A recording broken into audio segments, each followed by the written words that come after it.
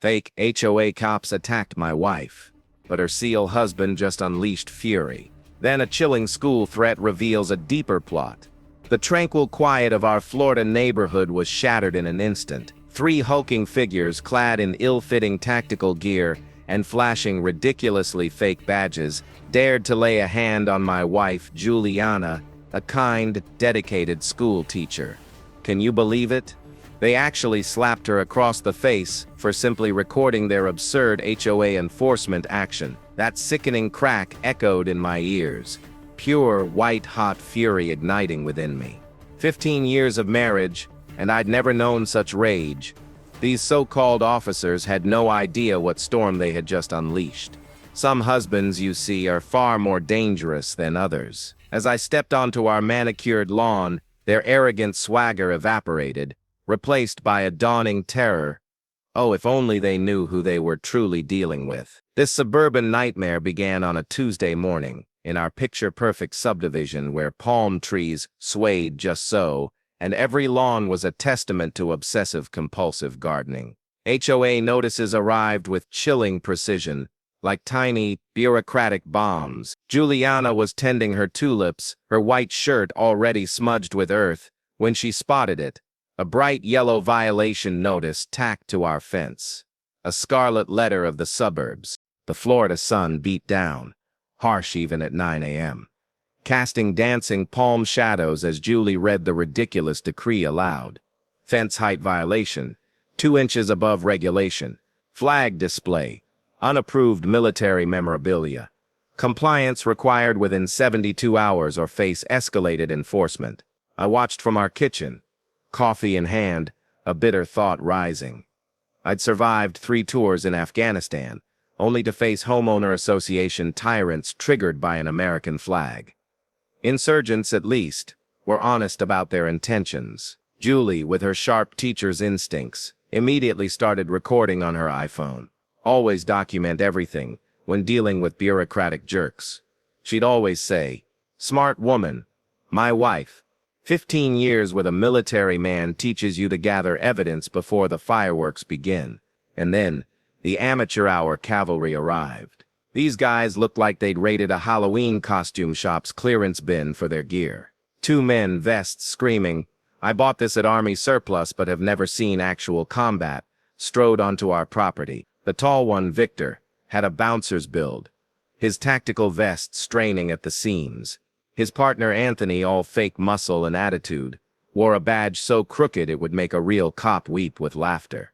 "Ma'am, cease recording enforcement action immediately," Victor bellowed, his voice a pathetic drill sergeant imitation that might scare college kids, but was utterly laughable in our quiet suburb. Anthony flexed, a ridiculous attempt at intimidation. They swaggered towards my wife as if storming a terrorist compound, not harassing a teacher over fence height. Their patches read, "Compliance, not police," a clear sign this was a discount security theater production. Julie, unyielding, kept filming. She knew evidence when she saw it, and these clowns were providing enough material for a comedy special. "Sir, you must comply with HOA regulations or face escalated consequences," Victor insisted, stepping uncomfortably close to my wife. That's when my military training took over. Threat assessment, 2 untrained bullies. Primary asset, my wife, the woman I loved more than life itself. Then it happened. Anthony, the aggressive one, swung his hand, a vicious slap echoing across our peaceful neighborhood. Julie's iPhone flew through the air, crashing onto the grass, its screen spiderwebbed, but still recording. Apple products, right? Julie stumbled back, her hand flying to her cheek, where a crimson handprint bloomed. She didn't cry. My wife is tougher than nails, but her eyes widened in pure shock. Who expects an assault by fake cops over a fence? That was the moment. The primitive, dangerous switch in my brain, the one that kept me alive through combat, flipped. The screen door slammed like a gunshot as I stepped out, and I swear the air dropped 10 degrees. Faded Marine Corps t-shirt, jeans, nothing special, but my posture, my very presence, shifted into something these suburban warriors had never encountered. 38 years, 3 combat deployments, and now I faced dollar store security guards, who had just assaulted my wife. "I'm a Navy SEAL," I said, my voice eerily calm, as if discussing the weather. "You just assaulted my wife. Bad decision." My hands hung loose, weight balanced. Every muscle coiled. They had no idea what they'd awakened. "Stand down, hands where I can see them." Last warning. The command was automatic, the same tone that froze insurgents. But these morons, thinking their vests made them invincible, charged. Victor rushed me like a clumsy amateur MMA fighter, tripping over his own feet, eager to tackle a trained killer. He hit our steps hard, bloodied and whimpering for help. Anthony swung wild haymakers, telegraphed from a mile away. I ducked, stepping aside like a matador, letting gravity do the rest. He fell backward into the sprinkler system, gurgling through a stream of drool, unable to close his jaw. He looked like a bewildered toddler.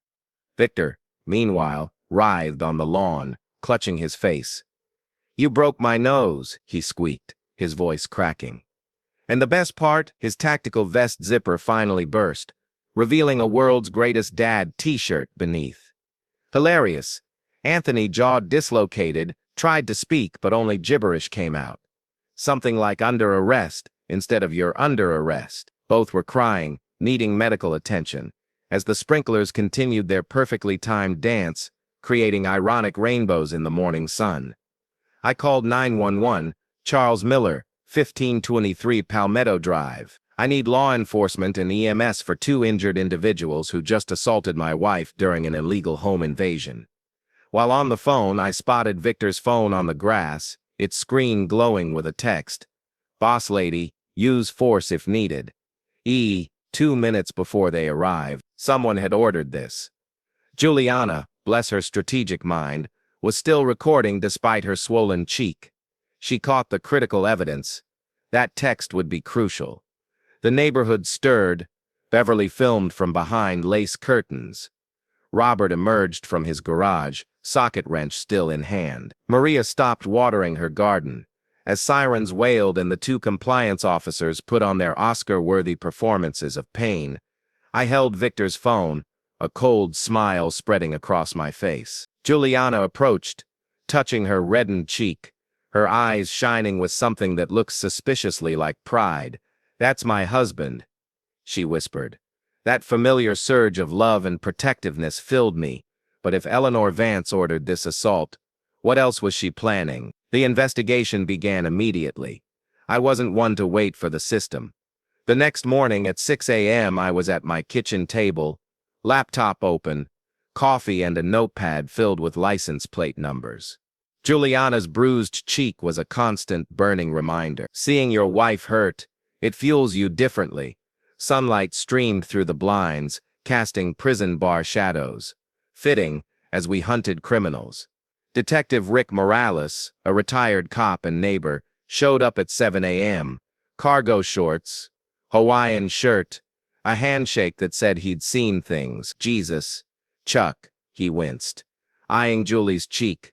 These idiots left more evidence than a botched bank robbery. Rick knew HOA regulations better than most lawyers. Community Compliance Group has a history of complaints. Hired muscle disguised as enforcement. We worked like detectives. The license plates led to Community Compliance Group, a website from the 90s, stock photos of tough guys, and Yelp reviews that were pure comedy. Showed up drunk, stole my sandwich, clogged toilet. These were Eleanor's professional. I'd seen better security at a mall food court. Juliana worked her teacher superpower on Beverly, our lonely neighbor who'd been Eleanor's unwitting spy. Julie invited her for tea and cookies. Beverly, starved for connection, lived in a time capsule of doilies and cat photos perfect for intelligence gathering. Eleanor always brags about her special methods. Beverly whispered, glancing nervously towards Eleanor's house. She has this notebook, her control system, where she tracks everyone's debts. Robert Hayes owes $2,500 in fines. She's threatened a lien. He's terrified. Just then, Robert appeared at our door. His handshake was firm, but his palms were sweaty. Work boots, oil-stained shirt, trying for blue-collar confidence, but his eyes were red-rimmed. Chuck, man, I'm sorry about yesterday. You did the right thing defending Julie, he said. But something was off. When Rick mentioned lean procedures, Robert swallowed hard, his eyes darting to Eleanor's house. I'm sure it won't go that far, he stammered, that pause speaking volumes. Rick's skills shone as we delved into the financial trail. Eleanor's systematic, Chuck, HOA dues funding private enforcement, legal intimidation, compliance consulting. She's built her own little police state. Spreadsheets and bank records showed payments to questionable companies, all approved by Eleanor's rubber stamp board. Then Rick mentioned something that made my military instincts ping. Funny thing, got a friend request in our veteran group from a guy named Greg. Claims he knows Eleanor Vance's methods, wants to connect with local military families. No such thing as coincidence. I hit the laptop, digging into public records. Eleanor Vance married Gregory Larson in 1998, divorced in 2021. Current address, 1247 Pelican Bay Drive. One subdivision over. Walking distance. Close enough to observe her, to have opinions. Beverly's second tea session with Juliana. Confirmed more. I've heard Eleanor on calls with someone named Greg. Always angry, always about money and those military types. She gets nasty when his name comes up. Like he represents something she can't control. The puzzle pieces were falling into place. Eleanor wasn't just a power-hungry HOA president. She had history, baggage, and an ex-husband who knew where the bodies were buried. Robert was terrified. Beverly was done spying. And Greg, somewhere nearby, had been patiently watching. Rick's phone rang that afternoon. Unknown number. Rick Morales. This is Greg Larson. I think we should discuss our mutual Eleanor problem. The voice was rough, seasoned by combat. I've been tracking her for months. What happened to your neighbor's wife was the last straw. It's time someone stood up to her. That evening I stared at Robert's house, lights burning late. Juliana massaged my shoulders. What are you thinking about? She asked softly. Greg Larson, living one subdivision over. Tracking his ex-wife, reaching out to veterans, building a case. But what keeps me awake? He knows her moves, monitors her. Is he plotting revenge, or planning to help her finish what she started with my family? The next morning, Eleanor launched her psychological warfare. Beverly, like a reluctant CIA operative, gathered the morning gossip enthusiasts at the mailboxes. I watched, coffee in hand, as she reluctantly delivered Eleanor's poison. Eleanor's concerned about Chuck's episodes. Says military men sometimes have trouble adjusting. Might be dangerous. Maria immediately crossed her arms. Nonsense, Beverly. I saw everything. Chuck warned those fake cops 3 times. But Sarah Kim took a small step back. Uncertainty creeping onto her face. Eleanor's doubt seeds were taking root. Divide and conquer. She wasn't calling me crazy. She was just expressing concern about PTSD. Letting imaginations fill the blanks. Insurgent tactics, but with neighborhood gossip instead of roadside bombs. At least insurgents shot you from the front. Beverly arrived at our door that afternoon. A moral wrestling match etched on her face. Manila envelope and shaking hands. Eyes red. I can't let Eleanor keep destroying lives, she said. Her voice stronger than I'd ever heard it. I've been helping her hurt innocent families, and I'm done. Inside, intelligence gold. Smartphone photos of Eleanor's entire control system. Each page of her notebook time-stamped. Beverly had accidentally built a smoking gun. We spread the photos on our kitchen table. The scope of Eleanor's warfare was breathtaking. Dates, violation codes, fines, and pressure points. Too much like interrogation terminology. $500 for Mrs. Lee's purple mailbox. $300 for Maria Rodriguez's flag. 2 inches too high. $75 for Rick's dog barking at 9. But Robert Hayes' entry boiled my blood. $2,500 deck permit violations. Accumulated late fees. Leverage opportunity. Lien filed. Subject shows high compliance potential under financial pressure. This wasn't HOA management. It was intelligence gathering on American citizens. Juliana looked over my shoulder. Chuck, this is a military target assessment. She's tracked every neighbor's vulnerability. Financial pressure. relationships. It's not about regulations. It's about leverage. She turned our subdivision into her personal surveillance state. The community meeting that evening was packed, tighter than a military briefing, not sleepy HOA, but actual democracy about to erupt. Robert delivered an Academy Award-worthy performance. He stood tall, met eyes, declared, "Charles Miller showed remarkable restraint. He's a good person. I fully support him." The applause was genuine, loud, but I watched Robert's body language, performance anxiety, jaw twitching, sweat beading, eyes darting to Eleanor's empty chair. He was terrified.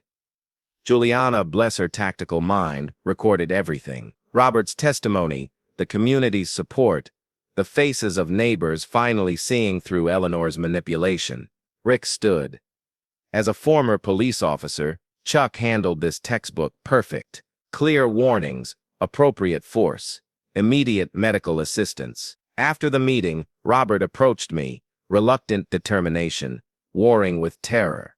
"Chuck, if you need me to testify, make a statement. I'm your guy. Whatever it takes to stop Eleanor." His handshake was firm, voice steady, but his eyes held the fear of soldiers before dangerous missions. Rick pulled me aside. "Chuck, you need to see the last page Beverly photographed. Different handwriting. Masculine, aggressive strokes. Phase 2. If legal fails, escalate pressure. GL backup plan ready.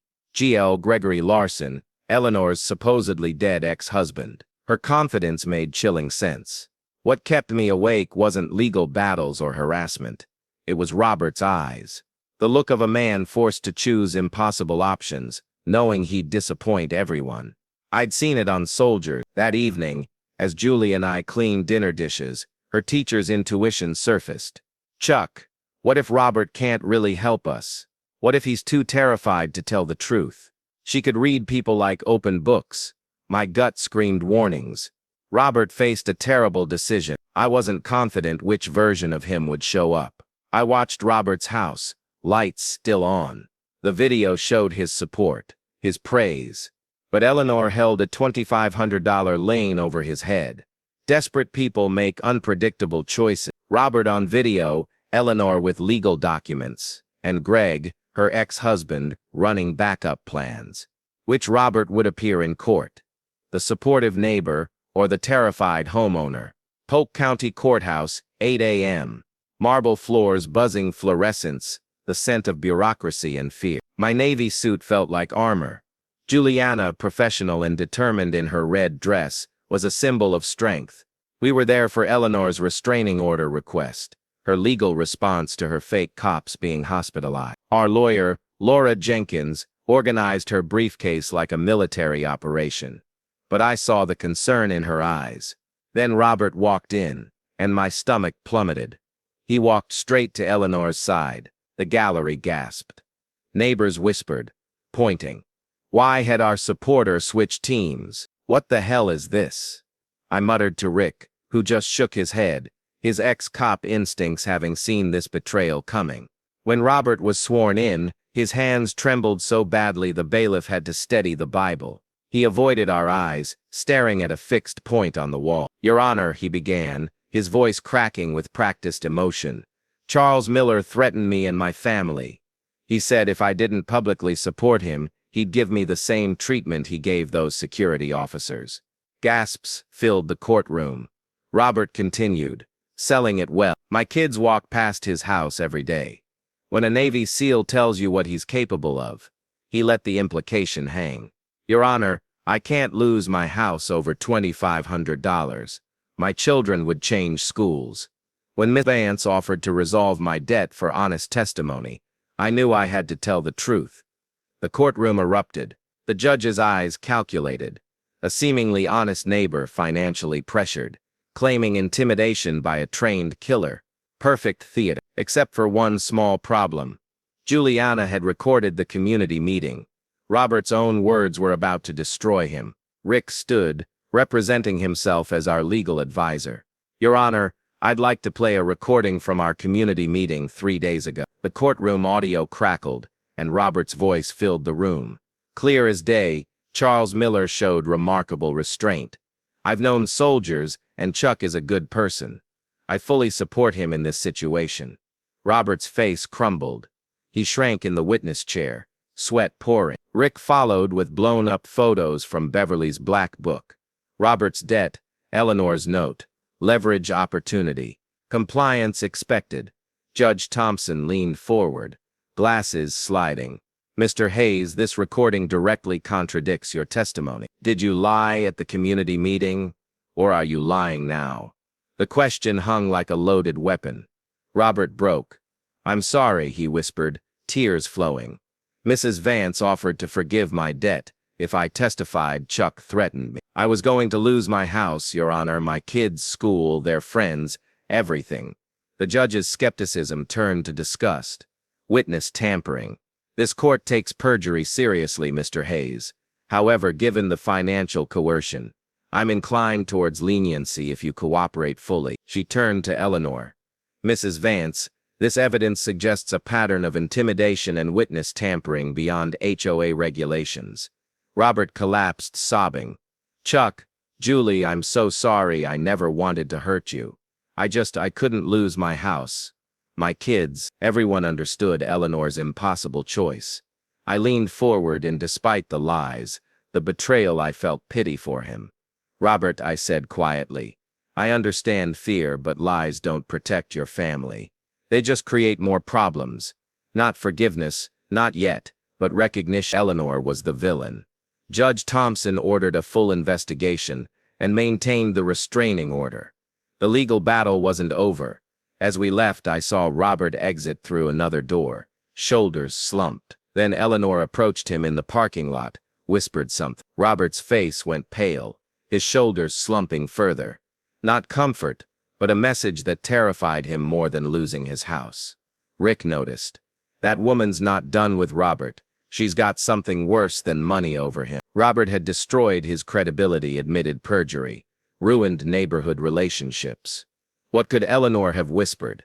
Beverly showed up the next morning, a manila envelope in hand, her eyes red but her posture straighter. Chuck, Julie, I'm done being Eleanor's spy. Here's everything I've documented. Inside, comprehensive photos of Eleanor's control system, the black book with metadata, bank deposit slips showing HOA funds transferred to suspicious accounts. We spread the intelligence on our kitchen table. Eleanor's corruption was staggering, systematically targeting challengers, using HOA dues to fund private enforcement, legal intimidation, compliance consulting. Rick whistled low. Chuck, this woman built her own police state. Dirt on everyone, leverage over half the neighborhood, financial resources to make lives hell. My phone buzzed. Unknown number. My blood froze. Your wife works at that school, right? Public places can be so unpredictable. A friend. I showed Julie. Her protective instincts kicked in, face paling, then red with anger. Someone sent a message about my workplace. Chuck, my students, my colleagues. She reached for her phone to call the principal. Threats against schools cross a line. It felt like psychological terrorism, designed to make us helpless. Julie screenshot everything. We're not just fighting for ourselves anymore, she said grimly. Now she's threatening innocent children. Rick went into full alert. This isn't random harassment. Specific intelligence about Julie's workplace.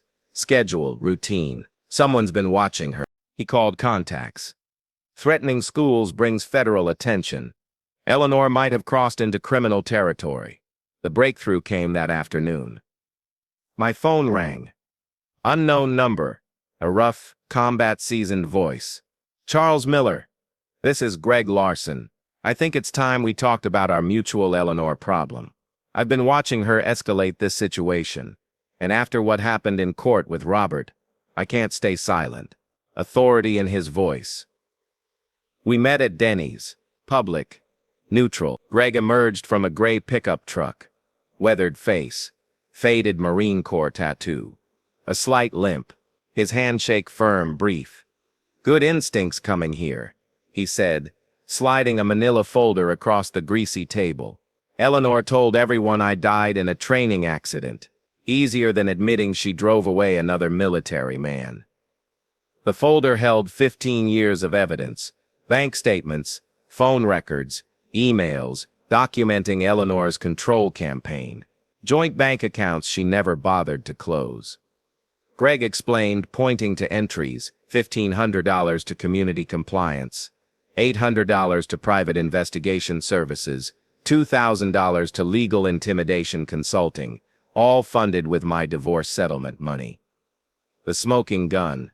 Greg's old phone full of recorded conversations. He played one. Eleanor's drunk voice filled the booth. "Greg, you bastard. I'll destroy anyone who reminds me of you. Military types think they're so tough. I hired those compliance idiots to teach that SEAL's wife a lesson. She deserved it for filming my enforcement action." A complete confession. Greg's expression was grim. "She calls me every month when she's drunk. Threats, trying to control me, even after divorce. I started recording 2 years ago when I realized she was using our shared finances to harass neighbors. What happened to Juliana was the last straw. More evidence, email chains with PIs, HOA funds diverted, texts about Phase 2 and Phase 3. Greg slid another phone across the table. "G, time for Phase 3. You know what to do." "J." My stomach dropped. "Chuck, there's something else," Greg whispered. Phase 3 wasn't my idea. It was always hers. The school threat, the escalation targeting Julie's workplace. She's been planning this for months. That text this morning, she's implementing it. The tactical briefing came together. Eleanor wasn't just power-hungry. She had serious control issues, unlimited access to funds, and a pattern of escalating harassment against anything representing military independence she couldn't dominate. Robert's betrayal wasn't just about his house. It was about Eleanor proving she could break anyone. Greg showed me the final piece of evidence, explaining Eleanor's confidence and Robert's terror. Photos on his phone. Robert, with Eleanor's PI. Robert signing documents in Eleanor's kitchen. Robert receiving cash payments for compromising neighbor info. She didn't just threaten foreclosure, Greg explained. She got Robert to spy on everyone, document personal info, family routines, vulnerabilities. That's why Robert looked so terrified. I realized she had evidence of him betraying every neighbor's privacy. He wasn't just afraid of losing his home. He was afraid of everyone discovering he'd been Eleanor's intelligence asset for months. Leaving Denny's, Greg gave me his contact and a USB drive. "Chuck, Eleanor's not done. Resources. Connections. Nothing left to lose. Phase 3 might be worse." He paused. "I should have stopped her years ago. But I was tired. Watching her hurt your family, it reminded me you can't walk away from bullies." That evening, Julie and I reviewed everything: assault videos, financial records, confessions, bank statements, and that terrifying school threat. Enough to bury Eleanor. But what was Phase 3? And how do we stop something unknown? Eleanor's Phase 3 plan scared even Greg, her ex-husband of 15 years, and she just activated it with a text, assuming he'd help. The woman who ordered an assault, manipulated perjury, and threatened elementary school children had moved beyond harassment into domestic terrorism. What could be worse than fake cops, bribery, and school threat? If Greg was scared, what had Eleanor planned that even her most intimate enemy considered too dangerous? The community center was packed like never before. Standing room only. Neighbors lined the walls, finally fed up. Word had spread like wildfire. Robert's breakdown, Eleanor's financial manipulation, the school threat. The energy wasn't sleepy HOA, it was democracy about to erupt. Julie and I arrived early. Military training teaches you to secure terrain. The electricity in the air was thick enough to cut. These weren't annoyed homeowners. These were pissed-off Americans whose neighbor turned their community into a personal police state. They wanted blood. Metaphorical blood, of course. We were still suburbanites. I took the podium, laying out our evidence like a military briefing. First, Juliana's assault video played. The room went silent. Gasps and muttered curses as they watched a teacher slapped for recording violations. Then my warnings in defense. Next, Beverly's black book photos, blown up to poster size. Eleanor's systematic tracking of pressure points, leverage opportunities, gasps again, as people recognize their names, their struggles, their weaponized personal information. Maria Rodriguez jumped up, shouting, "That manipulative woman fined me $300 for flag height while secretly tracking my divorce."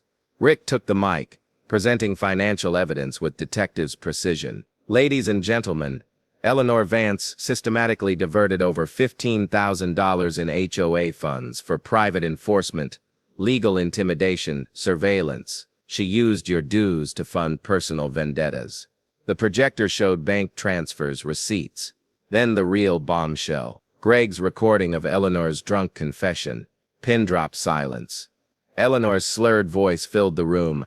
"I hired those compliance idiots to teach that SEAL's wife a lesson. Military types think they're so tough, but everyone breaks when you apply enough pressure." Her confession continued. Phase 2. Robert's manipulation, her plan to destroy anyone reminding her of the military independence she couldn't control in her marriage. The reaction was immediate, visceral. A dam burst. Neighbors jumped up, shouting demands. Mrs. Lee waved her fist. "She extorted $500 from me for a purple mailbox while planning to assault innocent families." Mr. Henderson, normally quiet, declared, shaking with rage. "This woman turned our peaceful community into her personal dictatorship." The energy shifted from politeness to righteous fury. Eleanor's reign was ending. Miss Evelyn Hayes, our HOA vice president, who'd quietly documented Eleanor's overreach, called for order. Per our bylaws, a motion supported by more than 20% of homeowners requires immediate consideration. I hereby call for a vote of no confidence in Eleanor Vance as HOA president. Seconded immediately. Hands shot up like popcorn. The vote was devastating. 52 for removal, 1 abstention, and 1 against. Eleanor's pathetic attempt, but Eleanor wasn't going down without a fight. She grabbed the microphone like a coup leader, her mask disintegrating. "You people have no idea what you're doing," she screamed, desperation turning to hysteria. "I built this community, I made it safe. Without my leadership, property values will crash, crime will skyrocket." Her voice rose to maniacal levels as security volunteers moved towards her. "You need me to maintain order. You need someone strong." But she wasn't finished. Breaking free, she whirled, wild-eyed, venom in her voice. "You think removing me solves anything? Charles Miller, you have no idea what's coming. What I've already set in motion." An evil smile spread, sending chills through the room. "Phase 3 doesn't need HOA authority. I've got resources you can't imagine. Connections far beyond this pathetic community." Chaos erupted. Neighbors shouted questions, demanding explanations. What was Phase 3 without HOA power? Rick immediately organized security protocols for families. Others coordinating communication networks for suspicious activity. Ms. Hayes banged her gavel. Per bylaw section 74, the board may appoint an interim president. The nomination was unanimous. Charles Miller for interim president. Beverly as community liaison. Rick as security coordinator. Thunderous applause. But an underlying tension remained. Eleanor's threats weren't empty. As neighbors filed out, still buzzing with victory and worry, my phone buzzed. My blood froze. "Your wife teaches at Sunset Elementary, right? Kids are so vulnerable at 3:15 dismissal." A friend. I showed Julie and Rick. Simultaneously, we realized Eleanor's Phase 3 wasn't a future threat. It had already begun. The celebration evaporated. Community members coordinated with authorities. Emergency pickups changed. Info shared. Beverly approached, tears streaming. "I'm so sorry I helped her gather information about routines. I never thought she'd target innocent children." Rick's police instincts kicked into overdrive. "This isn't random harassment, people. Threatening schools brings federal attention. Eleanor just crossed into domestic terrorism. Document everything. Coordinate. Protect our families." Just then, Greg appeared, grim-faced. "Chuck, I need to show you something." His hands shook as he pulled out his phone. "Eleanor sent me another message an hour ago. It's worse.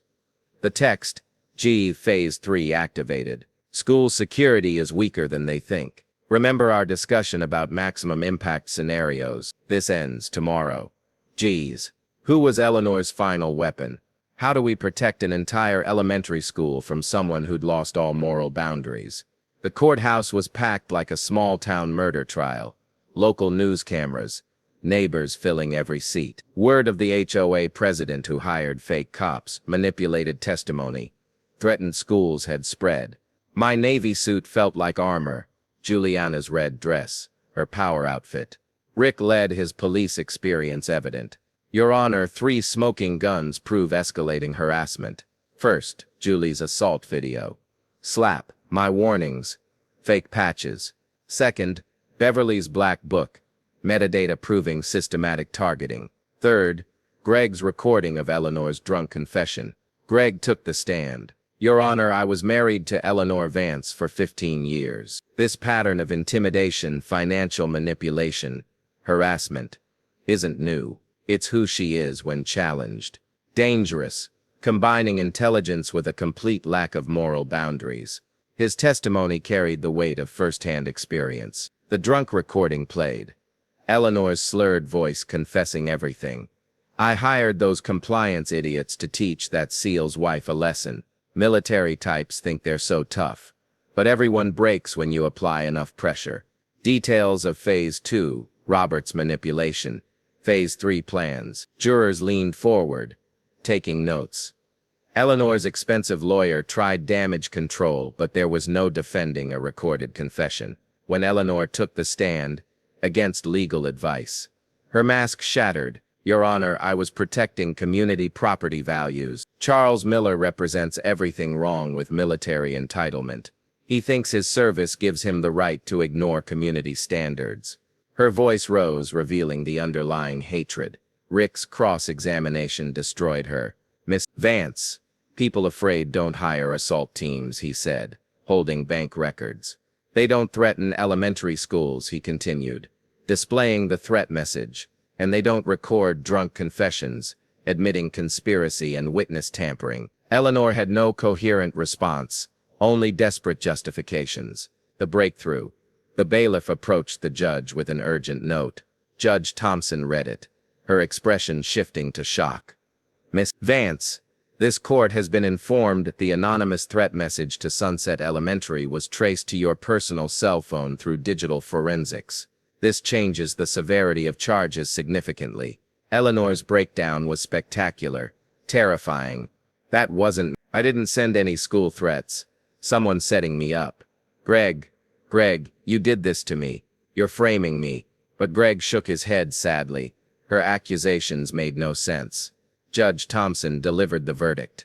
Miss Vance, this court finds you guilty of harassment, intimidation, assault by proxy, witness tampering, and making terroristic threats against educational institutions. Sentence: 18 months probation with electronic monitoring, $8,000 restitution, 200 hours community service, mandatory mental health evaluation, and a lifetime ban from any homeowner association position. Outside, Rick pulled me aside. A confession, Chuck, about that school threat message. After Eleanor's Phase 3 text to Greg, I used her confiscated phone to send that message to your phone. Sometimes justice needs a little push. I wanted to ensure she faced consequences for threatening children, even if she hadn't acted on it yet. I stared, processing. Then a slow smile. Rick, remind me never to get on your bad side, I said, and we both laughed. The manipulation felt poetic. Eleanor used psychological warfare. Rick gave her a taste of her own medicine. The community celebration that evening was perfect. I grilled burgers. Juliana organized games. Beverly laughed with real friends. Even Robert showed up, apologized.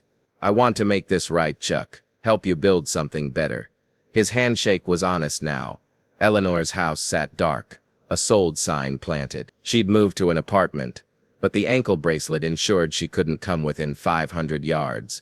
Restraining orders, mental health, community service, consequences for months. Julie and I ended the evening on our porch, watching the sunset paint the sky golden orange, as neighbors' children played safely.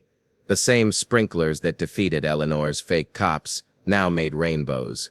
Our American flag flew at the right height, not by regulation, but by freedom. Think we'll ever have normal suburban drama again?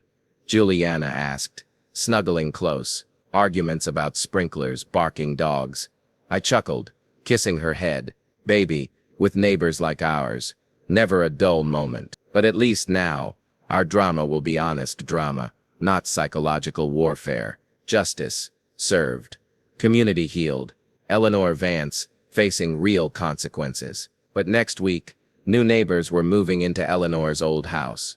A moving truck full of security cameras and private property signs. They might have their own secrets. That, my friends, is another story for another day.